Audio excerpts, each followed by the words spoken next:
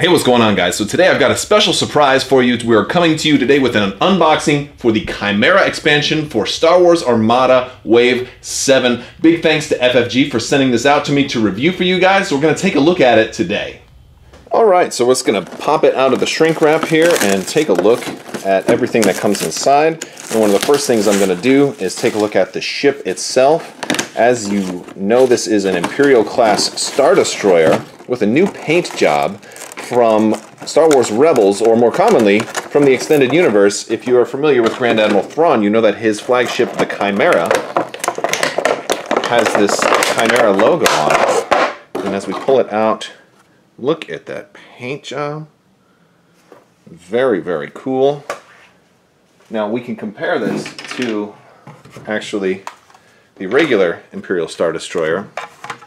And as you can see, it is basically the same sculpt. It looks like it's a slightly darker wash on the Chimaera. Slightly darker, but it helps bring out the white. Now, a lot of people have asked if the bottom also has the artwork, and it does. Can you believe that? The bottom also has the Chimaera artwork. Now, this was something that was pretty interesting for a while because a lot of us expected they would do Thrawn and they would do the Chimaera, but in the show, the artwork is only on the bottom of the Star Destroyer. It's not on the top. But in Star Wars Armada, you really don't see the bottoms of ships. So I was curious how they were going to do that, and they decided to put it on both sides, and I think that's just brilliant. Absolutely brilliant. So let's set it aside and take a look at everything else that comes in here.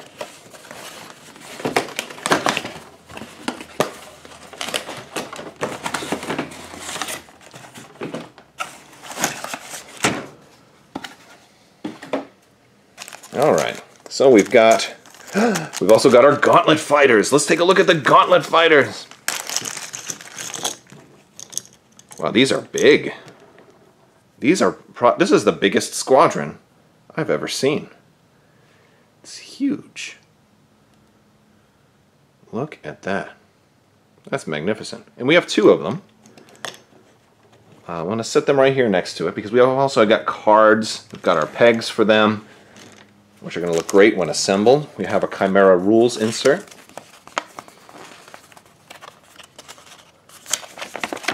Component list, as well as explaining the new restrictions and the raid token. And there's also a chaff token. So let's look at that. Some upgrades cards in this expansion refer to chaff tokens. The player controlling the equipped ship places that token on one of the ship's hull zones to mark that card's effect.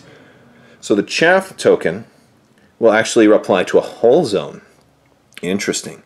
And raid tokens. Some upgrade cards with this expansion refer to raid tokens. While a ship has a raid token, it cannot resolve the command matching that raid token. When a ship with a raid token reveals a command dial, it may discard that dial to discard all of its raid tokens, or it may discard a command token to discard a matching raid token. A ship cannot have more than one raid token of each type. So it is possible to get rid of raid tokens. It's more there to slow you down rather than to completely cripple you. Now we know. Interesting. That certainly lays some fears to rest. Let's look at these cards, shall we? Let's bust out all this stuff. We're going to save the cards to last. We're actually going to do the cardboard first, because I'm going to make you wait just a little bit longer, because I think the cardboard is actually pretty relevant here. So, first thing we're going to do, we've got our Kuat refit right there. This is one of the new Star Destroyers. We've got a chaff token right there. We've got our speed. We've got our raid canceling nav. On the other side, we have a Simoon 1 refit. Okay. And there's more raid tokens, our shield dials, and all the normal cardboard. But what's great about this is we get another Kuat Star Destroyer card, both of our Gauntlet Fighter cards, another chaff token, a whole bunch of raid tokens. Look at all these raid tokens we get. And last but not least, we get a third Kuat Star Destroyer card and Simoon on the other side. Now what this means is that you can actually outfit 3 Imperial Star Destroyers with the new cards that come with this expansion. So if you've already got 2 of the regular Imperial Star Destroyers, you can now have 3 brand new Star Destroyers with the price of only 1 expansion. Very cool deal. Let's take a look at the cards. We're going to look at the ship cards first. We have our Imperial Star Destroyer Kuat refit. This is the one that has the black dice in the front. It has an ordnance that Star Destroyers didn't have before, which is very, very nice. And it's only 112 points. Very cool. 3 command, only 2 squadron, 4 engineering, so not necessarily the most ideal carrier. This one's more for close range carnage. And then we have the Simoon refit. This is the one that's, I think, a little more attractive to long-range fighters, to long-range capital ships, because it's got 5 red dice in the front and 2 turbo laser slots. It also has the fleet command option, so you can now have an entire category of upgrades that used to only be available to the Rebellion, and now the Empire has access to. You're actually getting 3 copies of each of those cards to go along with the cardboard inserts to really round out the value for this expansion. It's really impressive. Let's go ahead and look at our new squadrons. We have our Mandalorian Gauntlet Fighter. This was spoiled recently in an FFG article, but for 20 points, it has Rogue and Assault. Assault is a brand new keyword, and Assault allows you to cancel a die, or rather you can spend a die with a hit icon, and if you do, the defender gains a raid token of your choice. So you can really slow down those carriers from dishing out those squadron commands. Now we've got Gar Saxon, a Mandalorian Gauntlet Fighter, and let's take a look at what he has. We haven't seen him yet. So he also has Assault and Rogue. He's dealing a black and a blue, so he's a little bit better against ships, and he's got a special ability. When an enemy squadron with intel or relay at distance 1 activates, it suffers 1 damage. That, my friends, is so awesome. I'm extremely pleased with that ability, because finally, people have been complaining that relay has kind of been, just kind of broken. This isn't a complete stop for relay, but it does hurt it just a little bit, because the squadrons have to activate. Also, intel, too, is a great way to shut down a whole fleet that happens to just have 1 intel. So he kind of goes in there, and he's sniping them. That's what's really nice. I really like Gar Saxon. He's a keeper. He's an absolute keeper. Let's look at our upgrades. Grand Admiral Thrawn. So this is the man. This is the card everybody wanted to finally see come into this game, and he's here. This is amazing. So let's take a look at Grand Admiral Thrawn here. Grand Admiral Thrawn. After deploying fleets, place 3 face-down command dials on this card at the start of each ship phase. You may reveal and discard one of those dials. If you do, until the end of the round, before each friendly ship activates, it gains an additional dial matching the discarded dial. So here's a guy who can basically give you 3 more command dials that you can set to whatever you want. Really nice if you want to maybe stock up some extra nav or engineering or concentrate fire or squadron commands for whenever you might need them. And he's going to force you to really kind of plan ahead and choose which commands wisely that you're going to use. A really nice implementation of Grand Admiral Thrawn. Next we have Captain Brunson as a 5-cost officer. While defending at distance 1 to 2 of an obstacle, during the spend defense tokens step, you may exhaust this card to choose and cancel 1 attack die. Well, that is really nice. This is kind of an Imperial version of an officer we've seen on the Rebel side that can just remove damage by 1, but this one cancels a die, which can be great if especially if it's a die with more than 1 damage on it. Very cool card. So Governor PRYCE is medium or large ship only. After deploying fleets, you may place 1 round token on this card. If you do, during the round, matching that round token, you must activate at the end of the ship phase after all other ships have activated. So what Governor PRYCE is basically doing is you're picking a round 1, round 2, round 3. She doesn't mean actually round shaped tokens, she means round number tokens, like round number 1, round number 2, or round number 3, 4, 5, 6. You're basically broadcasting what you're going to do. And at the start of that round, you're going to go last. And what's cool about that is this is something that really helps large ship builds. It specifically helps ships that are ship builds that only run like 2 ships or 3 ships when they're going up against builds that have like 5 or 6 or 7 activations. It allows you to potentially, especially if you're a first player, it allows you to go last and then first next turn. But sometimes it's just nice to be able to go last, especially when you're a Star Destroyer and you want all the smaller ships to move within your range. So she's really nice. Of course, it's a give and take, though, because you have to kind of broadcast what you're going to do. If you put her in your fleet, you may not even want to do that, but she involves a whole different level of strategy, and she could be a game changer, at least for the Empire. Next up, we have Instructor GORAN. He's 7 points. While a friendly, non-heavy squadron is at distance 1 to 2, it has counter 1, or increase its counter value by 1. So here's a nice guy to give all your ships nearby, your escorts, basically counter 1 or counter 2 if they've already got it. That's pretty cool. Taskmaster Grint, 5 points. He's an officer. After deploying fleets, choose and place 1 command token on this card. When you reveal a command matching that token, you may gain 1 matching command token without spending the command dial. So, extra tokens. Tokens are going to become a thing here, especially with Raid. I think we might even see Garmbel Iblis come back. Here's a really cool card, Strategic Advisor. This one is really nice. It's large ship only, too, which I think is great because large ships have really needed some help. And if you follow my videos, you know that I've been saying that for a long time. Strategic Advisor costs 4, and he's an officer. When it is your turn to activate, you may exhaust this card to pass your turn. Your opponent activates a ship instead. That is phenomenal for only 4 points.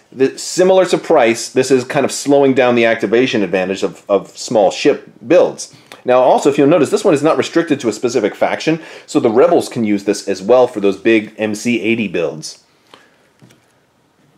Darth Vader. So Darth Vader is one of the boarding party type cards that's using both a weapons team and an offensive retrofit. He only costs 3 points. However, he is unique in being Darth Vader, so if you're going to equip him, it means you can't use Darth Vader as a squadron or as your commander. Darth Vader, when you reveal a command, you may discard a squadron dial or token and this card to choose an enemy ship at close range. Choose and discard 1 non-commander upgrade card equipped to that ship. Very cool. So you can't kill your commander, but he can kill a pesky officer or somebody like that. All right, now next we get Early Warning System. Now we're actually getting 2 copies of this card. An Early Warning System is really cool because it's a defensive retrofit. Both factions have access to this one. Costs 7 points. At the start of each ship phase, you may choose one of your hull zones and mark it with a chaff token. Until the end of the round, while a ship or squadron, and that's the key word here, is attacking that hull zone, the attack is obstructed. After the status phase, remove the chaff token. So this shuts down squadrons that are attacking, but you have to predict the hull zone. It's great for a big Imperial ship with a large front section because you can use that as on the initial approach. I would shut down TIE fighters, TIE bombers. That would be a good counter to Sloane if you predict the right thing. But yes, you're only going to be able to guess 1 zone. Great for the big side arcs, maybe on a Mon Calamari ship. Very cool. Next up, Hardened Bulkheads. An offensive retrofit, costs 5. Large ship only. So again, another large ship only card. I'm liking the large ship only love. When you overlap a ship of smaller size class, or are overlapped by a ship of smaller size class, deal 1 fewer face down damage card to your ship. So now basically this allows you to ram, unless something's causing you to take an extra damage card, like there's a crit that does that. But this allows you to become a ram ship and not take damage for it. So that's really, really cool. Next up, we're into titles. We have the Chimaera. The Chimaera, this is the ship that this expansion is based off of. The Chimaera, it costs 4, and it's a title. You gain 1 Fleet Command icon in your upgrade bar. You cannot equip this card if you have a Fleet Command icon in your upgrade bar. At the start of the command phase, you may discard a Fleet Command upgrade card you have equipped and replace it with another Fleet Command upgrade card. So really cool. It does 2 different things. It gives any Star Destroyer the option to take Fleet Command, even though Simoon already has it. But even if you put it on Simoon, it still gives you the ability to swap your Fleet Command. So if you wanted to use, speed up your squadrons at the beginning and then change to shields towards the end of the game, you can totally do that. It allows you to swap out your Fleet Commands. Very, very cool. Next up, we have the 7th Fleet Star Destroyer, and we're getting 2 copies of this card. We have some Orabesh here, which means SD, and it's restricted to Star Destroyers only. So that doesn't just have to be Imperial Star Destroyers, that can also go on a Gladiator Star Destroyer or a Victory Star Destroyer, for example.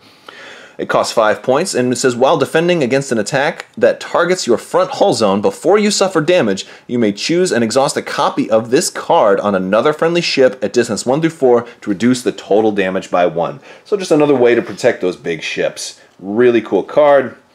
We have our last title, and that is the Sovereign. The Sovereign costs 4 points, and at the start of the ship phase, you may exhaust this card to discard 1 command token from up to 3 friendly ships at distance 1 through 5. If you do, each of those ships may gain a command token of any type. This is a really nice way to just have some extra token control. It can be especially useful, I think, against raid tokens, but also this can also be used really well in maybe a 2 or 3 Star Destroyer build, especially if one of them is running Fleet Command and you want it to make sure that they have the appropriate token ready to go. We're seeing a lot of emphasis on tokens. Now, we also have 3 different fleet commands. We've seen entrapment formation before. This one isn't necessarily new, but this one allows your ships to change course or adjust their speed by 1 during navigation step. We've seen shields to maximum already. That one allows your ships to get an extra shield back. But the new one we're getting, and what's unique to this expansion, is Intensify Firepower. There we go. Now, Intensify Firepower is really one of the best fleet command that we've seen so far. It costs 6. At the start of the ship phase, you may discard this card or spend a Concentrate Fire token. If you do, until the end of the round, while each friendly ship is attacking a ship, it may change 1 die to a face with a hit icon and no other icons. This one is going to be best for red dice specifically because they're the only ones that are really going to get the most value out of that. But it's just nice. It gives you extra dice mitigation, especially for those Imperialists that don't want to run Darth Vader as their commander. So my thoughts on this expansion as a whole is, wow, amazing value for this expansion. So certain expansions give you more or less value based on everything that they come with, but the fact that you're getting enough stuff to outfit older ships too and make them more useful really makes this one rank high. And the fact that you're getting duplicates of so many cards I think is great.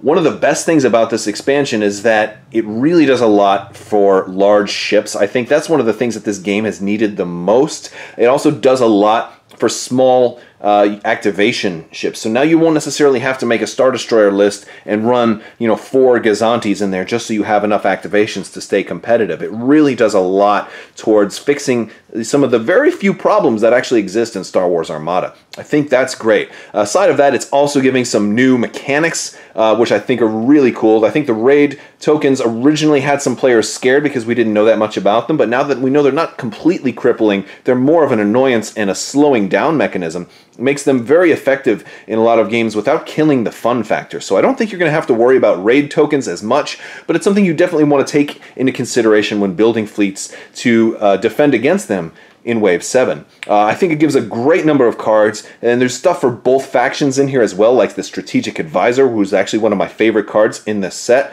But it also, I think one of the best things about it is it gives us Grand Admiral Thrawn, finally, who is pretty much the coolest person ever in the Star Wars universe. At least that's my opinion. But I'd love to hear what you guys think.